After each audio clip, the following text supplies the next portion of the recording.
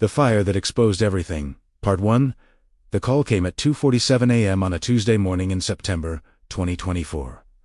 My phone lit up the dark bedroom. Barbara Michelle, HOA president of Riverside Meadows. 6 years running this gated community of 287 homes. Monthly HOA dues $195 per household. I grabbed the phone, expecting another noise complaint. Instead, I heard Frank Rodriguez, our security supervisor. "Barbara, we have a situation. House fire, 17 Maple Court. The Hendersons' fire department's on scene, but it's bad, really bad." I was already out of bed pulling on jeans and a sweatshirt. "How bad are we talking?" "The whole second floor is gone. First floor is flooding from the hoses. They got out alive, but they have nothing, standing in the street in their pajamas, watching everything burn." 17 Maple Court was a war zone. To fire trucks, ambulance, police, neighbors watching. And the house, black smoke pouring from windows. Firefighters on ladders, spraying water. The beautiful colonial the Hendersons bought 8 years ago was dying. I found them in an ambulance. David Henderson, 53, software engineer. Rachel Henderson, 51, teacher. Daughter Sophia away at college. Thank God. They were wrapped in blankets. Rachel crying. David staring at the burning house with empty eyes. "Barbara." David's voice was hoarse from smoke. "We lost everything. Everything. Photos, heirlooms, Rachel's grandmother's wedding ring. 25 years of our lives. Gone." I sat beside them. Put my hand on Rachel's shoulder. "You're alive. That's what matters. We'll figure out the rest." Fire Chief Martin Chun approached. 62 years old.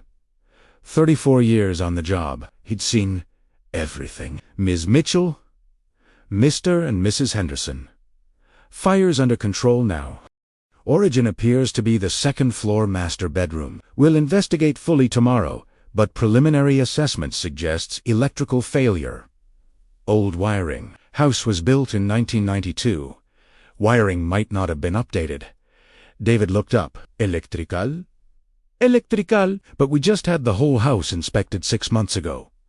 March, the inspector said everything was fine. Passed with no issues. Chief Chun made notes. "I'll need that inspector's report. Sometimes things get missed. Sometimes problems develop quickly. We'll know more after full investigation." The Hendersons couldn't go home. Their home didn't exist anymore. I called Sarah Wright, HOA board treasurer. She lived 2 streets over. "Sarah, I need help. The Hendersons. Do we have any vacant units? The Miller's rental on Oak Street? They're in Europe until November. I'll call them. The Hendersons can stay there." By 4:30 a.m., the fire was completely out. The house was a black skeleton. Roof collapsed, windows blown out. Water damage throughout. Chief Chun estimated damages at $350,000 to $400,000. Total loss. The Hendersons would have to rebuild from scratch. I drove them to the Miller rental. David carried nothing because they had nothing. Rachel clutched a small photo album a firefighter had rescued from the first floor. Smoke damaged, but salvageable. We got them settled. Primera ma de coffee. We sat in the unfamiliar kitchen trying to process what had happened. "Insurance," David said suddenly. "We need to call insurance. They'll cover this. We've paid premiums for 23 years. Never made a claim. Not once. They'll help us rebuild." Rachel pulled out her phone. Miraculously, it had survived in her nightstand. She pulled up their insurance company. "I'll call first thing in the morning. Standard homeowners policy. 300,000 coverage. Should be enough." I left them at 6 a.m. Promised to check in later. Drove home as the sun rose over Riverside Meadows. Beautiful morning. Birds singing.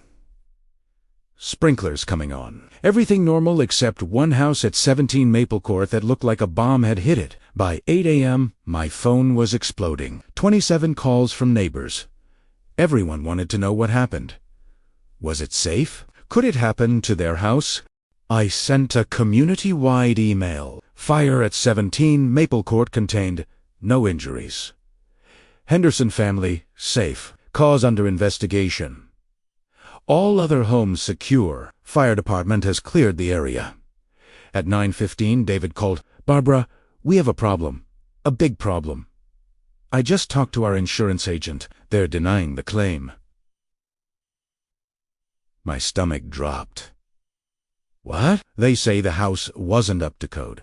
That we violated our policy by not maintaining proper electrical systems. They're saying it's our fault and they won't pay.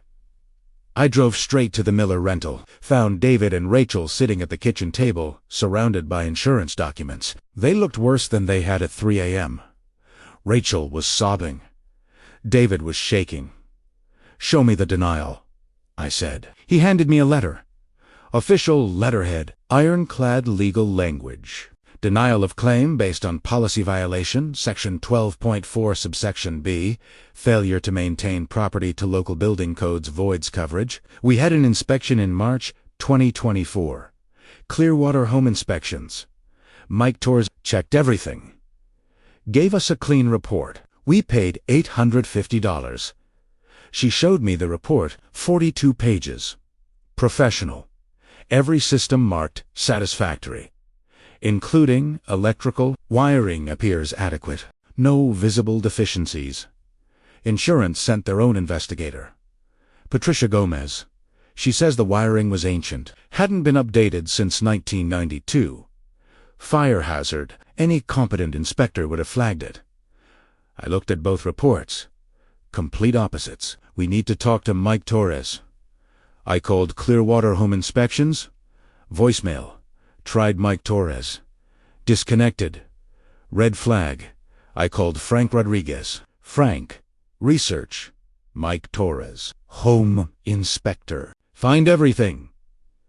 By noon, Frank called back. "Barbara, problem. Clearwater went out of business in May 2024. 2 months after inspecting the Henderson house, multiple complaints filed with State Licensing Board. Shoddy work. False reports. Lost their license. Business dissolved. Mike Torres disappeared completely. I told Rachel started crying again. So we paid $850 for a fake inspection. And now our house is gone and insurance won't pay because the inspection was fake. We're ruined. We have nothing. No house, no insurance money, no way to rebuild, and we still owe $230,000 on the mortgage." "You still owe the mortgage?" David nodded. 23 years into a 30-year, refinanced 5 years ago for Sophie's college, $230,000 left. Monthly payment, $2,100. Due whether the house exists or not? The math was devastating. They owed $230,000 on a house that didn't exist. Insurance denied. No rebuild money, no mortgage money. Retirement savings, $68,000. Not enough. Financially destroyed. Sue the inspector? He disappeared. Business dissolved. Can't sue someone you can't find? Sue insurance. They're following policy. Code violations void coverage. Terrible silence. Then David, "We'll sell the land. 90,000, maybe. Paid on the mortgage. Declare bankruptcy. Lose everything we built. Start over with nothing." I drove home feeling sick. The Hendersons were good people. Paid dues on time, followed every rule. Maintained their property beautifully, now losing everything because of a fake inspection. That afternoon, James Burke called. HOA. Board member, retired attorney, 71. "Barbara, we need to talk about HOA implications. The burned house is an eyesore. Covenants Section 18 require properties maintained in good repair. The Hendersons are in violation. Their house burned down 3 days ago. They lost everything. Insurance denied them, and you want to cite them for violations? The covenants are clear. Damaged properties must be repaired within 90 days. If not, HOA can lien the property, eventually foreclose. I called an emergency board meeting. 7 p.m. Riverside Meadows Clubhouse. 5-member board. Me as president, James Burke, Sarah Wright, Miguel Santos, Karen Phillips, plus Frank Rodriguez. We sat around the conference table. I explained everything. Sarah spoke first. James is right. We have to enforce covenants equally. Miguel disagreed. These are our neighbors. We can't kick them while they're down. Karen agreed. The optics are terrible. HOA forecloses on fire victims. We'll look like monsters. James pulled out the documents. Section 18 is clear. 90 days. No exceptions or the covenants become meaningless. We argued for 2 hours. Finally, I called for a vote. Sarah and James voted enforce. Miguel and Karen voted extend. 2-2-2. As president, I had the tiebreaker. I thought about David and Rachel. With nothing. 25 years turned to ash. A fake inspector, insurance hiding behind fine print. HOA covenants that destroyed families instead of protecting them. I vote extend, I said.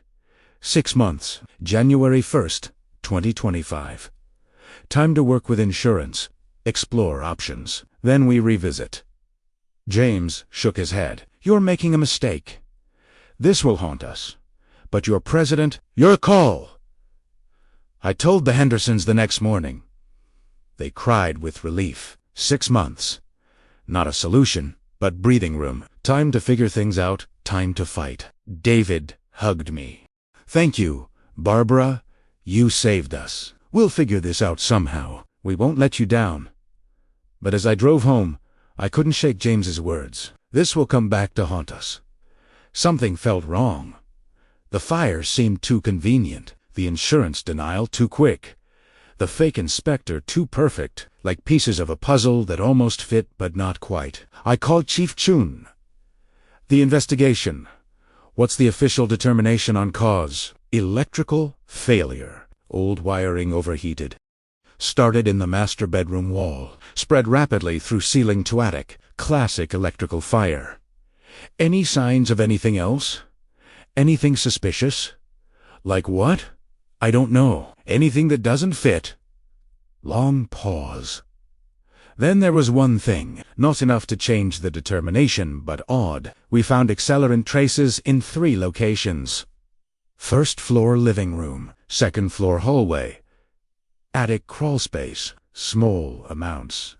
Could be explained by household products like paint thinner or cleaning supplies. But the distribution pattern was unusual. Almost like someone spread it deliberately in key locations to maximize fire spread. My blood went cold. You're saying the fire might have been intentionally set? I'm saying we found trace accelerants in odd locations. Not enough for official arson determination. Electrical failure is still the cause on paper, but off the record. After 34 years doing this job, something feels not quite right. I trust my gut, and my gut says there's more to this fire than just old wiring. I sat in my car in the Hendersons' driveway. 3 possibilities. 1. The fire was accidental, but wearing. Tragic, but no one's fault, except maybe the fake inspector. 2. The fire was insurance fraud. The Hendersons burned their own house to collect insurance money, but insurance denied them. So that made no sense. 3. Someone else set the fire. But who? And why? I needed more information. I went back inside, found David and Rachel having coffee. I need to ask you something, and I need complete honesty. Were there any problems before the fire? Financial troubles? Threats? Enemies? Anything unusual? They looked at each other. Rachel bit her lip. David sighed. There was something. We didn't think it mattered, but maybe it does. Tell me, about 3 weeks before the fire, Latte, August, we got a letter. Anonymous. No return address. Typed. It said we needed to move out of Riverside Meadows, that we didn't belong here, that if we didn't leave voluntarily, we'd be forced out. We thought it was a prank. HOA didn't report it because we didn't want to cause drama. Do you still have it? No. Threw it in the recycling. That was 3 weeks ago. Tuesday, pickup. It's long gone. Did anyone else get similar letters? I don't know. We didn't tell anyone. Why would someone want you out of Riverside Meadows? They looked at each other again. Another long pause. Then David said very quietly, "Because of what we know about the HOA. About Barbara." He stopped. Looked at me. "About you?" The room tilted. "What do I have to do with this?" Rachel spoke carefully. "You remember last year? The audit? When you discovered the previous HOA, president had embezzled $73,000 from HOA funds. We helped you." David found the discrepancies in the financial records. "We testified at the legal proceedings, helped put Richard Morrison in prison for 18 months. My mind reset. Richard Morrison, previous HOA president, served from 2016 to 2022. I took over in January 2023. Within 6 months, I'd discovered he'd been systematically stealing from HOA accounts for years. Falsifying receipts, creating fake vendors, pocketing cash. David Henderson, with his software engineering and finance background, had helped me trace every stolen dollar. The Hendersons had been crucial witnesses at the criminal trial. Morrison went to federal prison in January 2024. Got out early in July 2024 for good behavior. 2 months ago. Released right back into the world with nothing but rage and revenge on his mind. Morrison was released in July. Right, the anonymous letter came in. All goes right. The fire happened in September. Right. David looked sick. You think Morrison set our house on fire? Revenge for testifying against him? I think we need to talk to police. Now? But when we called Detective Sarah Park, she was skeptical. Threatening letter you threw away and can't prove existed. Trace accelerants that could be household products. Former HOA president who lives 300 miles away with an alibi. This is all speculation. Unless you have actual evidence, there's nothing to investigate. The fire department ruled it electrical failure. That's the official determination we took. No proof, no evidence, no case, just a burned house, a ruined family, and growing suspicion this wasn't an accident. Someone had deliberately destroyed someone who wanted revenge. Someone who'd spent 18 months planning. I drove home as dawn broke. Beautiful morning. Birds singing. Sprinklers clicking on. Everything normal. Except I knew the truth. This wasn't over. The fire wasn't random. The fake inspection wasn't incompetence. It was all connected. All planned. And if Richard Morrison destroyed the Hendersons for testifying, what would he do to me? I discovered his embezzlement. I called the FBI. I sent him to prison, made him lose everything. What would you do if your home burned down and no one believed it was arson? Drop a comment, because part 2 reveals what I found in Morrison's background. Something that connects him to Mike Torres. Something that proves this was revenge, and something that means my family might be next. My name is Barbara Mitchell, 54 years old. HOA president. I sincerely thought I was protecting my community. I had no idea I was fighting someone planning perfect revenge. The Hendersons were just the beginning. The fire that exposed everything, part 2. I spent 72 hours doing what I do best. Research, documentation, following the money. If Richard Morrison orchestrated the Henderson fire, there had to be evidence.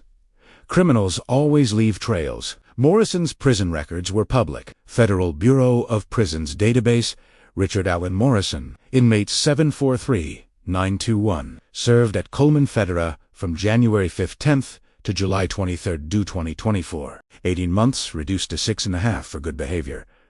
But it was the visitor logs that caught my attention. Morrison had received exactly 12 visitors during his incarceration. His ex-wife Denise came 3 times. His brother came twice. His attorney came 4 times. And 3 visits from someone named Miguel Torres. Same last name as Mike Torres.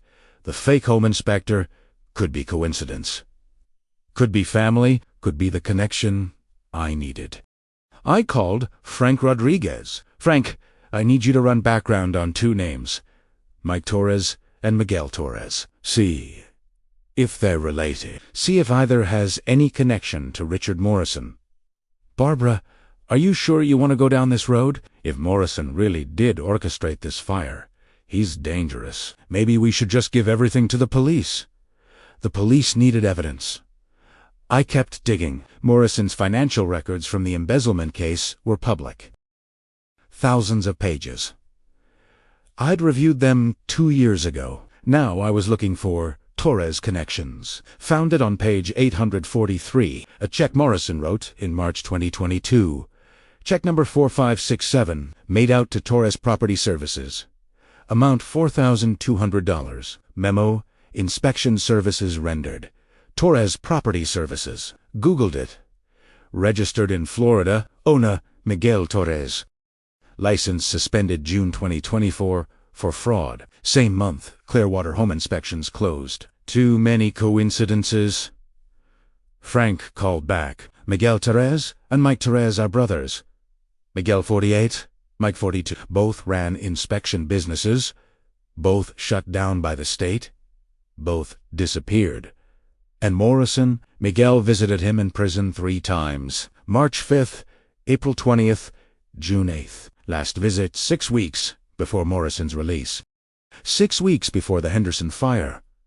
My hands shook. Morrison paid Miguel $4,000 in 2022. Miguel visited him 3 times in prison. Mike gave the Hendersons a fake inspection. Then their house burned. This is conspiracy. What do we do? Find the Torres brothers. Get them to talk. But they'd gone underground. No social media. No addresses. Licenses revoked. Phones disconnected. Deliberately hidden. Then I remembered the Henderson inspection report. 42 pages with photos. I studied every page. Page 37 showed the electrical panel. In the reflection on the metal surface, I could see Mike Torres, and behind him, a white van door with partial letters. Tor, ... OPER, ... serve, ... double quotes. Torres Property Services, Miguel's vehicle. They were coordinating. Miguel knew about the fake inspection. Part of the conspiracy from the start. I called Detective Park. Explained everything. Prison Bisites. Payment history. Torres brothers. Timing. She listened. Ms. Mitchell, this is compelling, but circumstantial. We need direct evidence. Communications, text messages, emails, something explicit showing conspiracy. I hung up, frustrated. I knew Morrison was behind this, but knowing and proving are different. I needed Morrison to reveal himself. That night, at 1:47 a.m., my security alarm triggered. Motion detector. Back patio. I checked camera feed. Nothing. But sensor had activated. Something was there. Called 911, then Frank.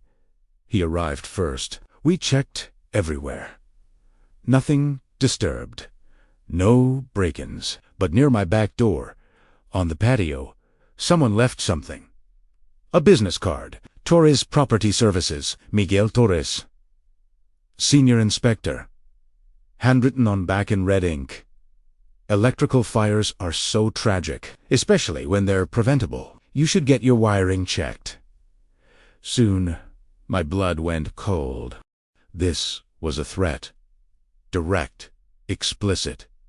Someone had been at my house. Had left a calling card. Was telling me I was next. That they could burn my house down, just like they'd burned the Henderson house. That I should be afraid. The police came, took photos, collected the card, took my statement. But Detective Park was clear.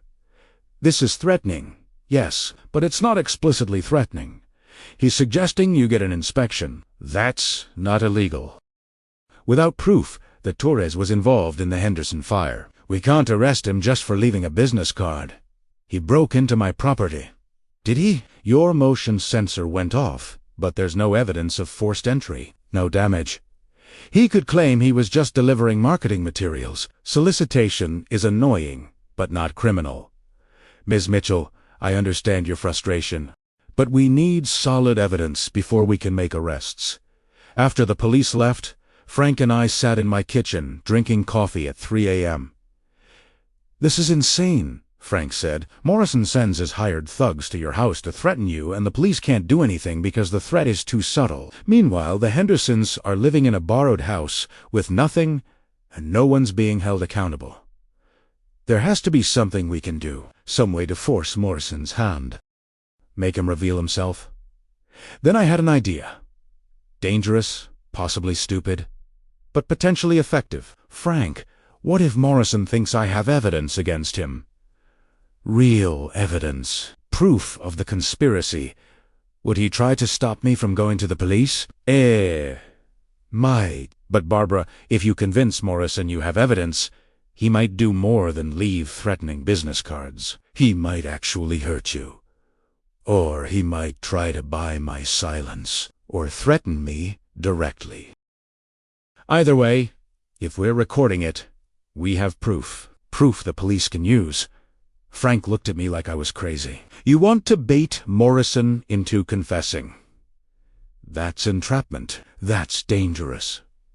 That's the only way to help the Hendersons, to protect this community, to stop Morrison before he burns down another house, before he hurts someone else I care about, before he comes after my family. We spent the next day planning. Frank contacted a friend who did private security work. Got me a wire, small recording device that looked like a button on my shirt. Recorded everything.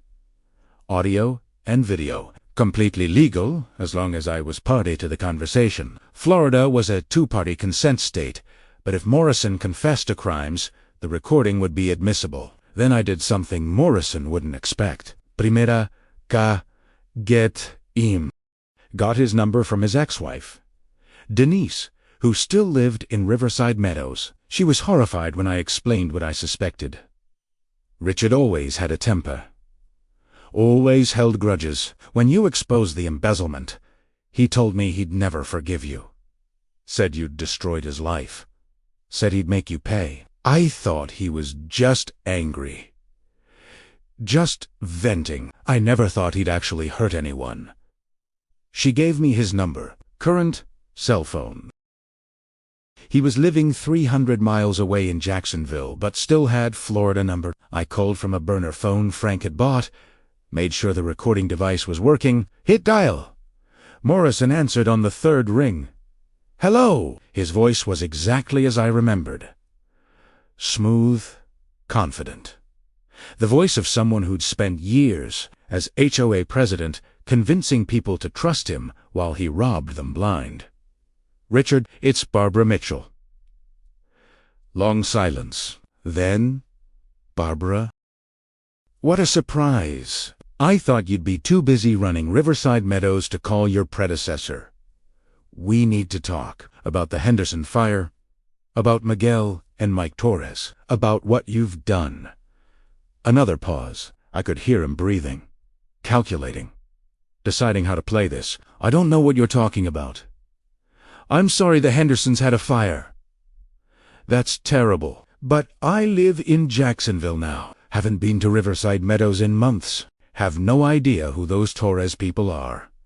That's interesting. Because I have Miguel's prison visitor logs showing he visited you 3 times. I have your check to Torres Property Services from 2. I have evidence that you planned the whole thing.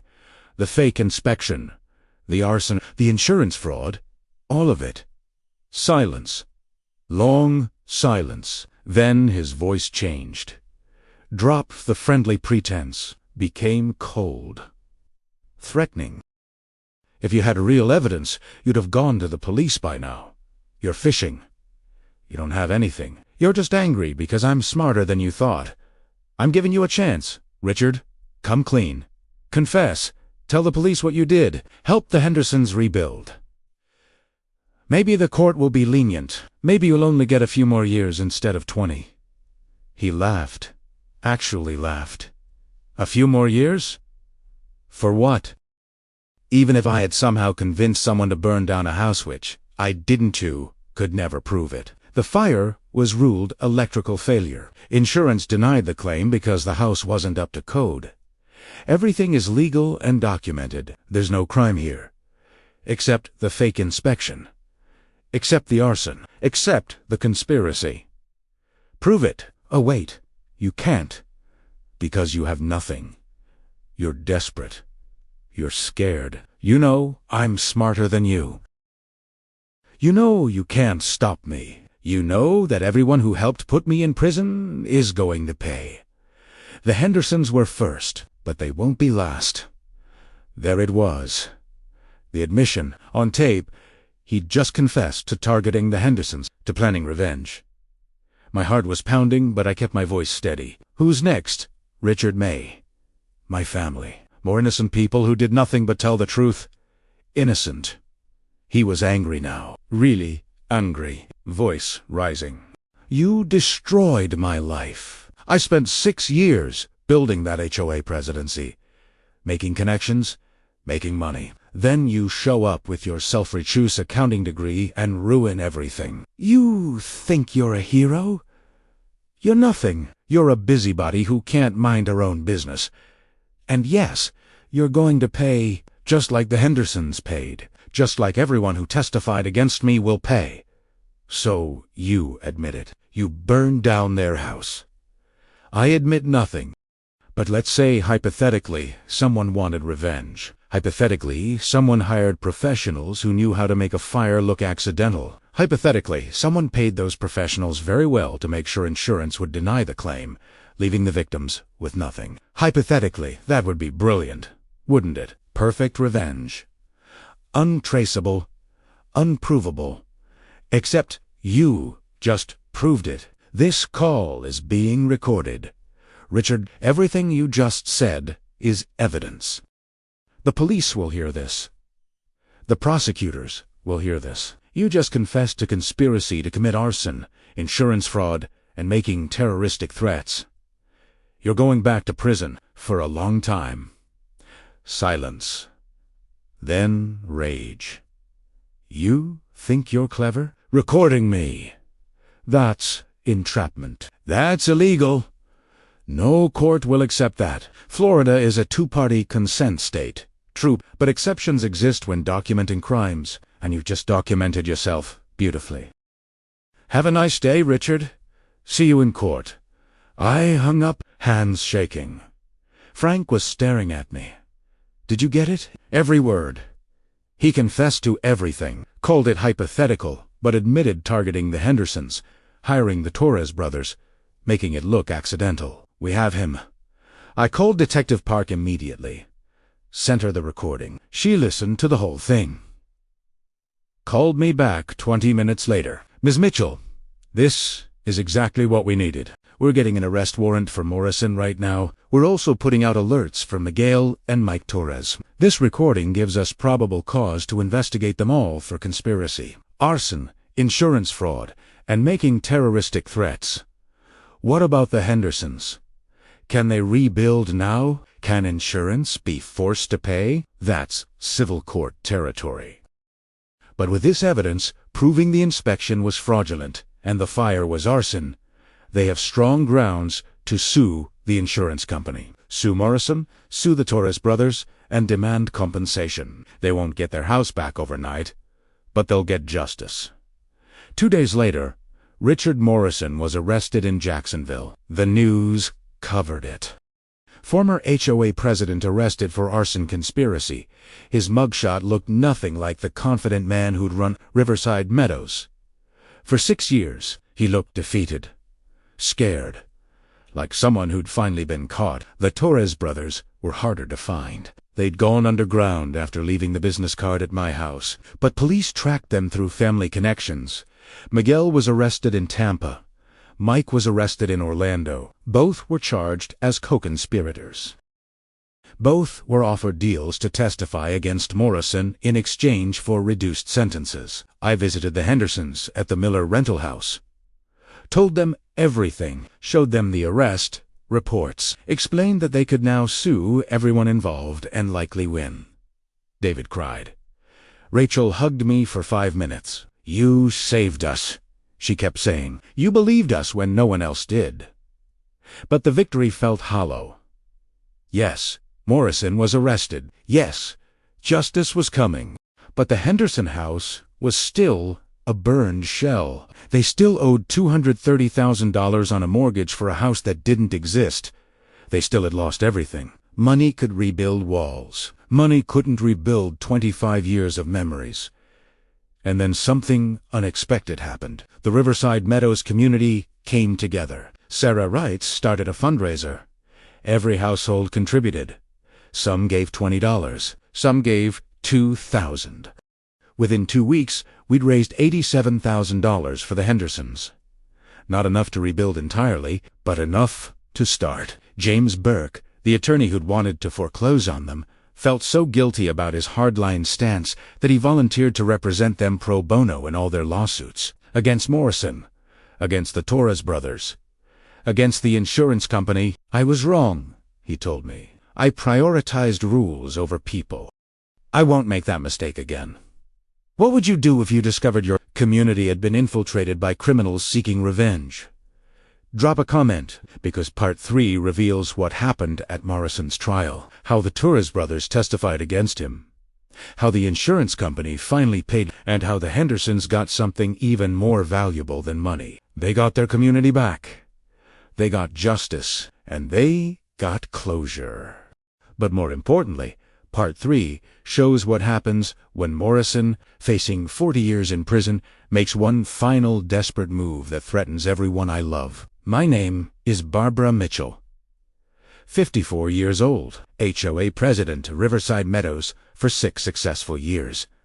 I thought exposing one criminal was enough. I had no idea it would take recording a dangerous confession and risking my own safety to finish the job properly. The Hendersons were saved. But Morrison wasn't done fighting, and the worst was yet to come. The fire that exposed everything. Part 3 Richard Morrison's arraignment was October 15, 2024. Federal Courthouse, Tampa. I arrived early with the David wore a borrowed suit. Rachel wore Sarah Wright's loaned dress. They'd lost everything, including court clothes, but they'd face Morrison. Watch justice unfold. The courtroom was packed. Morrison's ex-wife, Denise, James Burke, Frank Rodriguez, half of Riverside Meadows. Everyone who'd lived through this nightmare. Morrison entered in orange jails, scrubs, and handcuffs. Prison had aged him. Gray hair, hollow eyes. He scanned the courtroom, locked eyes with me. Pure hatred. The recording destroyed him. He knew it. Federal prosecutor Amanda Chun stood. 15 years prosecuting fraud.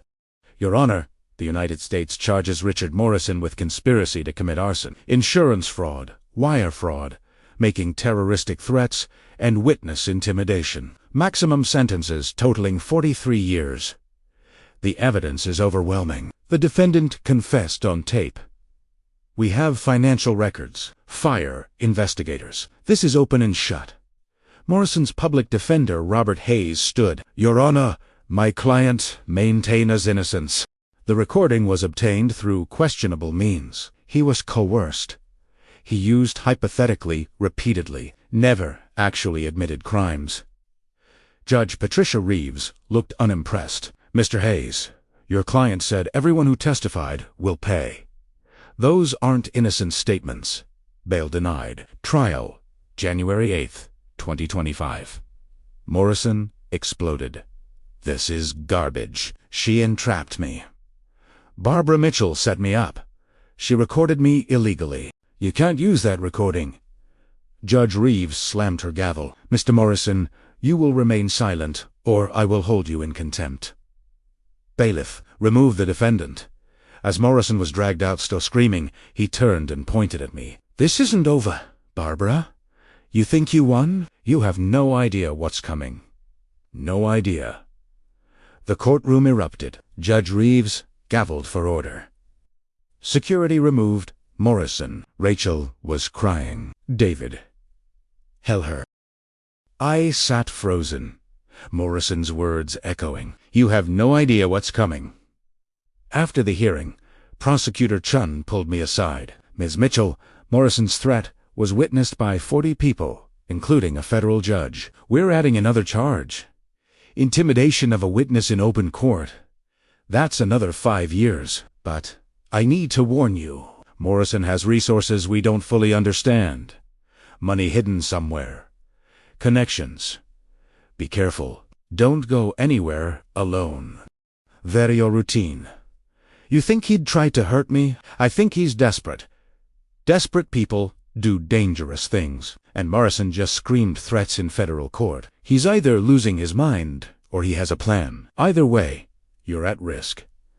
The next 2 months were tense. Morrison remained in jail without bail. Miguel and Mike Torres were also in custody, also denied bail. Prosecutor Chun was building an airtight case. She had the recording. She had financial records. She had fire investigation reports showing accelerant traces. She had the fake inspection documents. She had everything, but something felt wrong. Morrison was too calm. After that outburst in court, he'd gone quiet, refused to take any plea deals. Insisted on going to trial. His attorney, Robert Hayes, seemed confused by this. Most defendants facing 40-plus years take deals, plead guilty to lesser charges, try to minimize prison time. Morrison refused everything. Wanted a trial. Wanted his day in court. Why would he do that? I asked James Burke over coffee in early December. He has no defense. The evidence is overwhelming. Going to trial guarantees maximum sentence. Unless, ... double quotes. James stopped. Unless he's planning something. Unless he thinks he can win, or unless he's buying time for something else to happen. Something like what? I don't know. But Morrison spent 18 months in prison planning revenge on the Hendersons. What if he spent these last 2 months planning revenge on you? What if the trial is a distraction? What if he's got something else planned? I tried to dismiss it, but James's words haunted me. Morrison was too calm, too confident, like he knew something we didn't, like he had an ace up his sleeve. Then in mid-December, 3 weeks before trial, something happened. Miguel Torres requested a meeting with Prosecutor Chun, said he wanted to cooperate, wanted to testify against Morrison in exchange for a reduced sentence. Chun called me immediately. "This is huge. If Miguel testifies, we have a co-conspirator confirming everything. Morrison paid him to arrange the fake inspection. Morrison planned the whole thing. Morrison ordered the fire. Miguel can testify to all of it. The jury will convict in minutes. Why would Miguel cooperate now? He's been silent for 2 months. Because his attorney finally convinced him he's facing 30 years. He's 48 years old. If he serves 30 years, he'll die in prison. But if he cooperates, testifies truthfully, we can recommend 15 years. Out in 10 with good behavior, he'll still have some life left." Miguel's proposition was December 18th. Chun briefed me. After, Miguel confirmed everything. Morrison contacted him March 2024 from prison. Letter through a bribed guard. Offered $20,000 to destroy the Hendersons. Miguel agreed. Contacted brother Mike. Created the plan. Fake inspection. Then fire. Insurance denial. Financial destruction. Morrison paid in installments, $5,000 upfront in April, $10,000 after inspection in June, $5,000 after fire, all structured to avoid detection. Cash, gift cards, cryptocurrency, and the business card left at my house. That was Miguel's idea. Morrison didn't order it. Miguel got scared after the phone recording. Thought if he scared you into dropping the investigation, Morrison would be safer. Big mistake. That threat gave us additional charges. Chun looked satisfied. We have everything now. Miguel S.A. testimony, financial records. The recording. Fire investigation, fake inspection documents. Morrison is going to prison for decades. This trial is a formality. But I still felt uneasy. What about Mike Torres? Is he cooperating? No. Mike's staying silent. His attorney thinks he can beat the charges. Says Mike just did a bad inspection. Didn't know about the fire. Claims Morrison and Miguel acted without him. It's a weak defense, but he's sticking to it. Trial started January 8th, 2025. Federal courtroom, Judge Reeves presiding. 12 jurors. Prosecutor Amanda Chun for the government. Public defender Robert Hayes for Morrison. The stakes couldn't be higher. Chun's opening statement was devastating. She laid out the entire conspiracy. Morrison's embezzlement. His conviction, the Hendersons testifying against him, his rage. His prison time planning revenge. The prison visits from Miguel. The payments, the fake inspection. The fire. The Henderson family destroyed. And finally, Morrison's recorded confession. Ladies and gentlemen, by the end of this trial, you will have no doubt Richard Morrison orchestrated every detail of this conspiracy. He targeted innocent people who told the truth. He burned down their home. He tried to destroy their lives, and when confronted, he admitted it on tape. The evidence is overwhelming. Justice demands a guilty verdict. Hayes's opening was weaker. The government wants you to believe my client is a criminal mastermind. But Richard Morrison is just a man who made mistakes. Yes, he embezzled money. He paid for that crime. He served his time. But this elaborate conspiracy. The government's star witness is Miguel Torres, a confessed arsonist trying to reduce his own sentence. Can you trust a man who burned down a house to tell you the truth? The phone recording shows my client speaking hypothetically. He never actually admitted anything. Reasonable doubt exists. You must acquit. The trial proceeded methodically. Fire Chief Chun testified about Detective Park, about investigation. I testified about the threatening card and phone recording. Morrison's rage. In court, David Henderson testified about losing everything. The fake inspection, watching their house burn. Financial devastation. Rachel testified about 25 years of memories destroyed. Their daughter crying on the phone. Then, Miguel Torre testified. 3 hours. Confirmed everything. Morrison's letter, $20,000. The plan, the fake inspection, setting the fire. All of it. Hayes cross-examined aggressively. Mr. Torres, you're facing 30 years in prison, correct? Yes. And you've been offered 15 years if you testify against my client? Yes. So you have every reason to lie, to say whatever the government wants, to blame everything on Richard Morrison to save yourself. Miguel looked at the jury with tears in his eyes. I am saving myself. I'm guilty. I did terrible things for money, but I did them because Morrison paid me. He planned everything, gave me addresses, gave me timelines, told me how to make it look accidental. I was just the tool he used. I'm not lying. I'm finally telling the truth, after months of running and hiding. And yes, I hope the jury recommends leniency. But I'm still going to prison for a long time. He accept that. I deserve it for what I did to that innocent family. The jury looked moved. Hayes looked frustrated. Chun looked triumphant. The case was going perfectly. Too perfectly. I kept waiting for Morrison's ace. For whatever plan he'd been hatching, but nothing happened. The prosecution rested. The defense rested. Closing arguments were scheduled for January 20. That night, I couldn't sleep. Trial would end soon. Morrison would be convicted. Justice would be served. But Morrison's words from the arraignment haunted me. You have no idea what's coming. What was coming? What was I missing? At 2:33 a.m., my phone rang. Frank? Rodriguez. Barbara, we have a situation. Emergency. Get to Riverside Meadows now. What happened? Just come. Now. I drove through empty streets terrified. Was it another fire? Another house? More victims. I pulled into Riverside Meadows and saw fire trucks, police cars, ambulances, but not at a residence.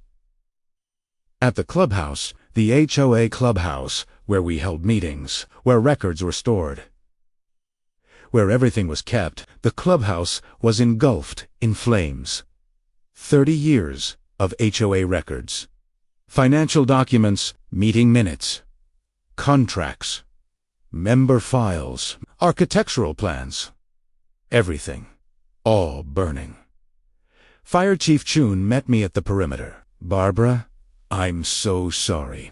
By the time we got the emergency call, it was too late. The buildings, a total loss. Everything inside is completely destroyed. This was a fast, hot fire. Very professional. How did it start? Preliminary assessment suggests arson without question. Accelerant throughout the entire building. Multiple points of origin. This was deliberate. Professional.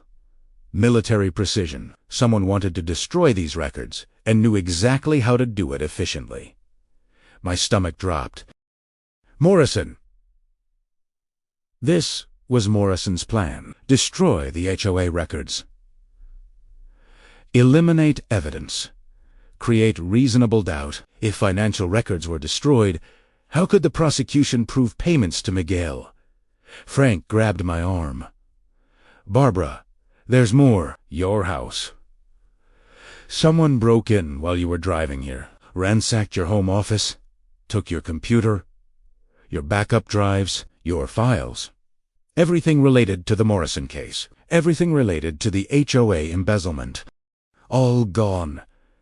I felt the world tilt. This was Morrison's ace. While he sat in jail awaiting trial, he'd arranged this, hired someone to destroy the clubhouse and rob my house, eliminate evidence.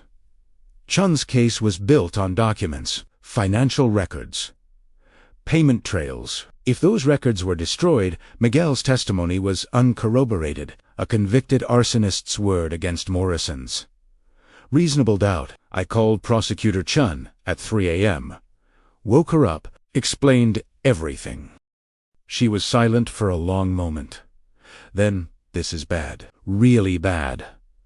We have copies of some records. But if defense claims the originals were destroyed, if they argue we can't verify authenticity, the judge might exclude them. And without the financial records, we have Miguel's testimony and the phone recording. Still strong, but not overwhelming. Morrison might actually have created reasonable doubt. Who did this? Morrison's in jail. He has connections. Money hidden somewhere. He paid someone. Probably paid them months ago. Set a timer. If I'm convicted, burn everything. Insurance policy.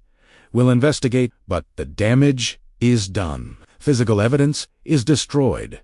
Trial resumed January 20. The prosecution has had adequate time to prepare. Trial will proceed as scheduled. Closing arguments today. Jury deliberation tomorrow. Chun's closing was still strong. The phone recording. Miguelisa testimony. My testimony about the threat? Fire investigation. But Hayes pounced on the destroyed records. Ladies and gentlemen, the government claims to have financial records proving my client paid Miguel Torres. But those records mysteriously burned in a fire last night. Convenient. How do we know those records were real? How do we verify them? The government asks you to trust them, to believe documents you can't examine. Is that proof beyond reasonable doubt? The jury looked uncertain. Hayes continued. My client sits in jail. Couldn't possibly have burned that clubhouse, yet the government suggests he arranged it. Through what magical powers? How? The destruction of those records proves someone is hiding something. But maybe it's not my client. Maybe the government destroyed evidence that would exonerate him. Reasonable doubt exists. You must acquit. The jury deliberated for 8 hours. Longer than Chun expected. Longer than anyone expected. Finally, at 6 p.m. on January 22nd, Judge Reeves called the courtroom to order. Ladies and gentlemen of the jury, have you reached a verdict? The foreperson, a retired teacher, stood carefully. We have, Your Honor. On the charge of conspiracy to commit arson, how do you find the defendant? Guilty. Relief. Relief flooded through me like a wave. On the charge of arson, guilty. On the charge of insurance fraud, guilty. The courtroom erupted in spontaneous applause. Judge Reeves continued through all charges. Guilty, guilty, guilty, guilty. Every single count. Morrison sat motionless. Hayes looked defeated. Chun looked triumphant. The Hendersons were crying and hugging. Sentencing was scheduled for March 5th. Federal sentencing guidelines suggested 38 to 43 years. Morrison would die in prison. Justice was served, but as Morrison was led away, he looked at me one last time and smiled. Actually smiled, like he knew something I didn't. Like even in defeat, he'd won something. What would you do if justice was served but the criminal was still smiling? Drop a comment, because Part 4 reveals what Morrison was really planning. Why? What he destroyed that we didn't know about. And how his final revenge wasn't against me or the Hendersons. It was against everyone in Riverside Meadows. And by the time we discovered it, it was almost too late to stop it. My name is Barbara Mitchell. 54 years old. HOA president. I thought winning the trial meant winning the war. I had no idea Morrison's real plan was just beginning. And that smile meant everything we'd fought for was about to crumble. The fire that exposed everything, Part 4 final Morrison's smile, haunted me for 3 days. Convicted on all counts, facing 40 years. Yet he smiled like he'd won, like he knew something. January 25th, James Burke called Barba. Serious problem. The HOA master insurance policy expired December 31st. 3 weeks ago. Not renewed. We have 0 coverage. My stomach dropped. How is that possible? We pay insurance every year. Automatic renewal. That's what I thought, but I checked the account. The renewal payment was never made. Someone with access to the HOA financial accounts canceled the automatic payment in November. 3 months ago, right after Morrison was arrested, Morrison had access. No, he was in jail. But someone else did. Someone with HOA banking credentials. Someone who knew canceling insurance would devastate us. Barbara, without insurance. If anyone sues the HOA, we're personally liable. Every homeowner, 287 families. We could lose everything.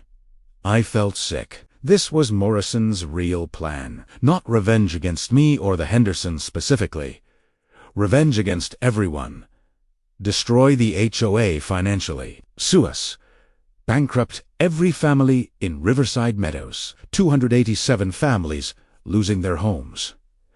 Their savings, their futures. Perfect revenge. Who has access to HOA accounts?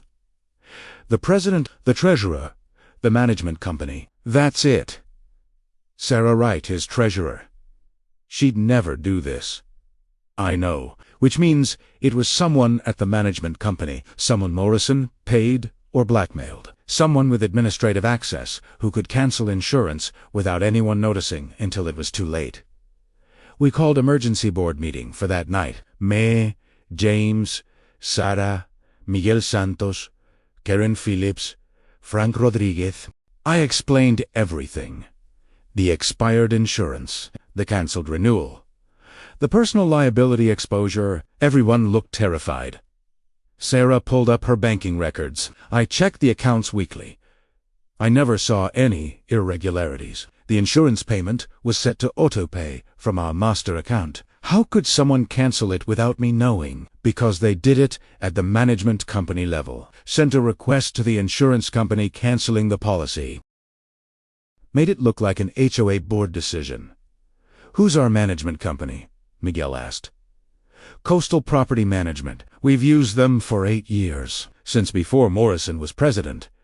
Does anyone there have a connection to Morrison? Everyone looked at each other.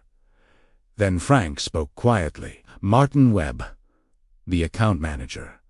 He started 7 years ago, 2017. Morrison was president then. Morrison would have interviewed him. Hired him. I remembered Martin Webb. 42 kit. Efficient. Handled paperwork. Had access to everything. Never suspected him. Just background. Invisible. We need to talk to Martin Webb. Now Coastal Property Management owner answered. Martin quit January 2nd. 2 weeks notice in December. Moving to Texas. Family emergency. We were sorry to lose him. Did he handle our insurance? He should have. Wait. ... Pause. Typing. Your policy shows cancellation November 14th. Signed by Martin Webb on HOA behalf. Why would he cancel? He didn't do it for the board. He did it for Morrison. Revenge. Where is he? No idea. Said Texas, but no forwarding address. Took final paycheck and disappeared. Detective Park investigated. Webb had no Texas family. Apartment abandoned. Fake address. Bank accounts closed. Vanished. Morrison's payoff. $50,000 in cryptocurrency. Paid 6 months ago. Insurance policy in case of conviction. So Morrison paid Webb to cancel our insurance, then disappear. And now we're uninsured and exposed to lawsuits. What lawsuits? James looked grim. The Henderson lawsuit against the HOA for not protecting them from a known threat, for extending the repair deadline, which could be seen as negligence, for not enforcing safety standards. They're suing for $2 million. My head spun. But we helped them. We gave them time. We raised money. And a good attorney can argue we were negligent, that by not enforcing the 90-day rule strictly, we enabled the deterioration of the property, that by not investigating Morrison earlier, we failed in our fiduciary duty. It's a stretch, but lawsuits don't have to win. They just have to be filed. And without insurance, we have to pay legal defense ourselves. Could bankrupt the HOA. The Hendersons wouldn't sue us.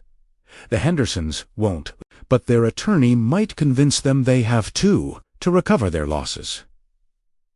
To rebuild, and once one lawsuit is filed against an uninsured HOA, others follow slip and fall cases. Tree damage claims. Every homeowner with a grievance sues. We're finished. This was Morrison's endgame. Destroy the HOA from inside. Not sweet fire with bureaucracy. With paperwork. Insurance cancellation no one noticed. Employee no one suspected. Cryptocurrency payment no one traced. Perfect, invisible crime. Can we get insurance now? Not retroactively. Forward coverage only, and companies flag HOAs with lapsed coverage. We'll pay triple premiums. Maybe can't get covered at all. We sat in terrible silence. Morrison had won. From his jail cell, he'd destroyed Riverside Meadows. Not the houses, not the people, the community itself. The financial foundation, the trust, the safety net. Without insurance, the HOA couldn't function. Homes couldn't be sold. Property values would crater. People would flee. The community would dissolve. Then Sarah spoke. What if we dissolve the HOA voluntarily? Before the lawsuits come, disband. Release everyone from membership, transfer property ownership back to individuals. No HOA means no HOA liability. James shook his head. The covenants don't allow voluntary dissolution without 75% homeowner approval. We'd need 215 votes. That could take months. Meanwhile, lawsuits get filed, and dissolution doesn't shield us from past liability. Anyone can still sue for things that happened while the HOA existed. So we're trapped. We're trapped. I felt rage building. Morrison had done this from prison. With a cancelled insurance policy and a paid employee. So simple, so elegant, so devastating, and perfectly legal. He hadn't committed any new crimes, just exploited the system, used our trust against us. Won by losing. There has to be something. I researched frantically. Florida HOA law, insurance, liability. Hours passed. Then I found it. Tampa case, 2018. HOA sued after hurricane insurance lapsed. They'd done something creative. Emergency special assessment. Every homeowner pays into litigation defense fund. Florida law allows it with simple majority, 144 votes. We could vote within days. How much per homeowner? Quick! Math. $7,000 per household, due within 30 days. Everyone went silent. $7,000. Many families in Riverside Meadows were retired. On fixed incomes, young families with mortgages. $7,000 was a fortune. Many couldn't pay. But the alternative was worse. Unlimited personal liability. Potential bankruptcy. Losing their homes anyway. Will people vote for it? If we explain the alternative, if we show them Morrison's plan, if we make them understand this is survival, they'll vote yes. They have to. And if they don't, then Morrison wins. The HOA dissolves. Property values crash. Everyone loses. Morrison gets his revenge from a prison cell. We called emergency homeowner meeting for January 28th. Mandatory attendance. We sent certified letters, emails, text messages, posted notices, made phone calls. 287 households. We needed 144 votes minimum. We needed to convince people to pay $7,000 or lose everything. Meeting was in Miller's backyard. Clubhouse still burned ruins. 231 people showed. I explained everything. Morrison's conviction, the smile, cancelled insurance, Webb's disappearance, lawsuit exposure, special assessment, stakes. $7,000 is a lot, I know. But without this, we're all personally liable. Unlimited. Could lose homes, savings, everything. This assessment creates protection, buys insurance, funds defense, saves community. People started shouting questions. Why should we pay for Barbara's mistakes? Why didn't you catch this earlier? Why are we punishing homeowners for Morrison's crimes? Fair questions, angry questions, scared questions. James Burke stood up, took the microphone.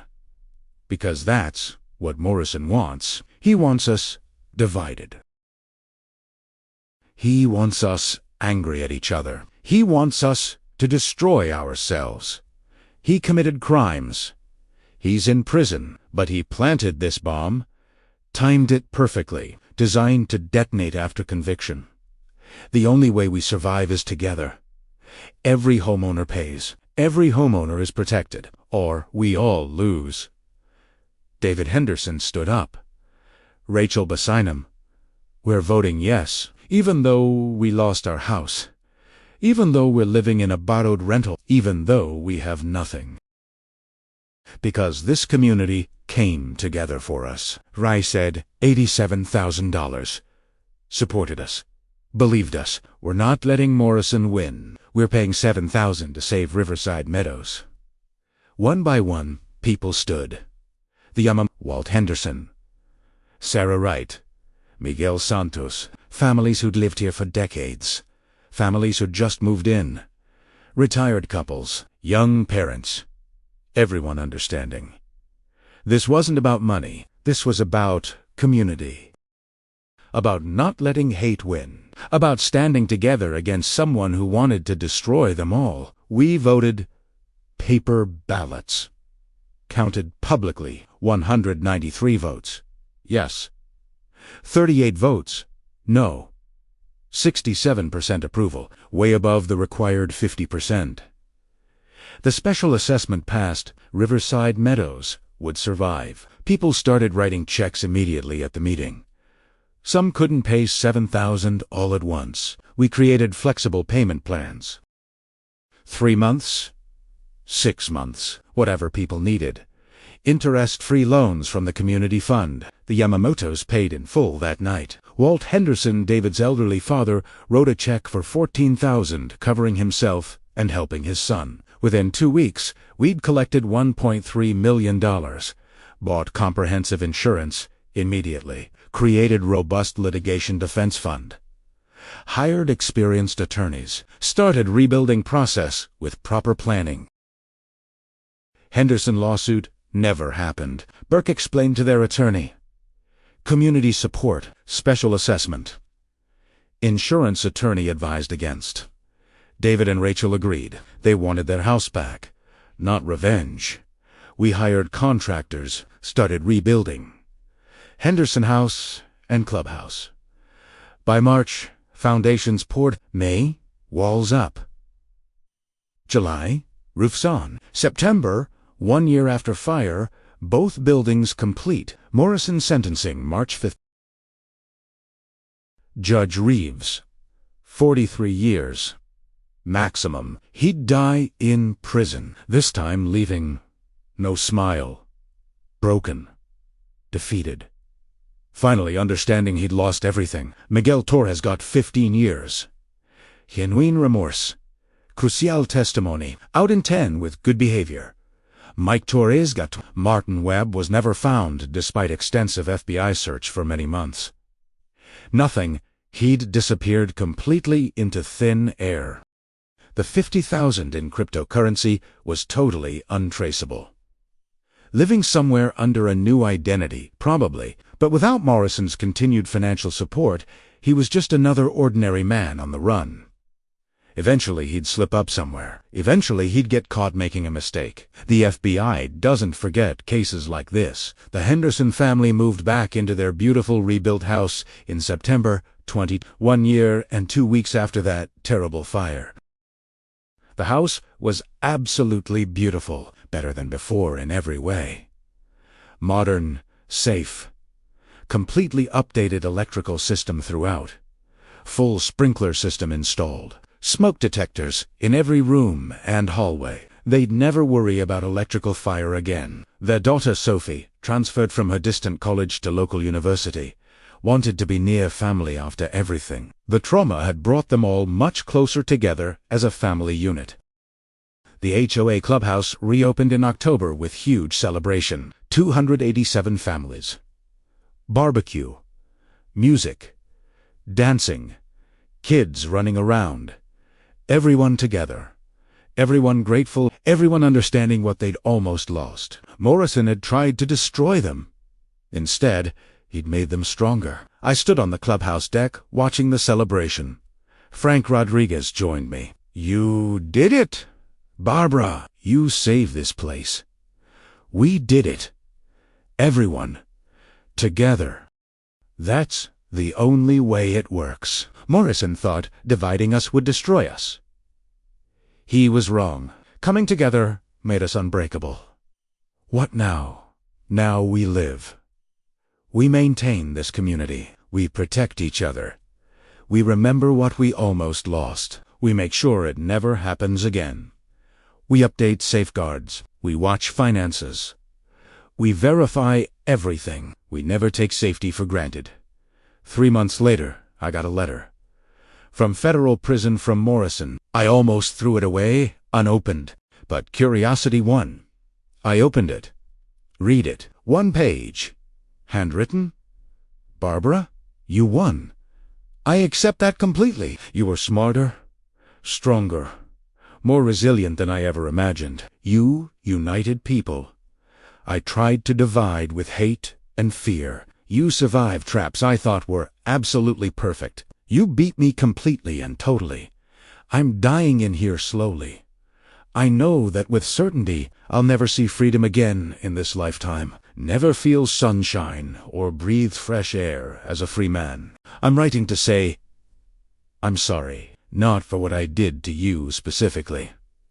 I'm not sorry for that part. You destroyed my life first, when you exposed my embezzlement. But I'm sorry for what I did to the Hendersons, to David and Rachel, who were innocent people. To families who just told the truth, under oath. That was profoundly wrong. I was consumed by rage, by revenge, by pure hate.